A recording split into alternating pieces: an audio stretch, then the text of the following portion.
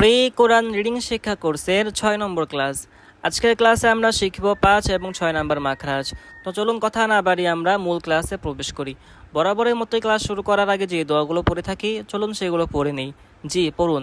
রব্বি জিদিনি ইলমা, রব্বি জিদিনি ইলমা, রব্বি জিদিনি ইলমা, রব্বি ইয়াসসির ওয়ালা তুআসসির وتمم علينا بالخير أعوذ بالله من الشيطان الرجيم بسم الله الرحمن الرحيم।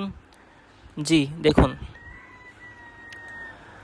5 নম্বর মাখরাজ, জিহ্বার গোড়া থেকে একটু আগে বাড়িয়ে তার বরাবর উপরের তালুর সঙ্গে লাগিয়ে মধ্যখান পেঁচানো কাফ কাফ।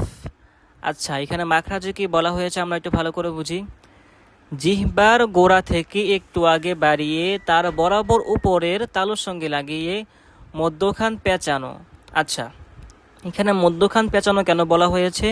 কারণ হচ্ছে কাফের মধ্যখানে পেঁচানো, এই জন্য এখানে মধ্যখান পেঁচানো বলা হয়েছে।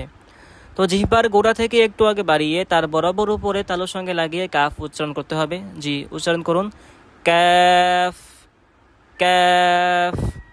আচ্ছা, তারপর 6 নম্বর মাখরাজ।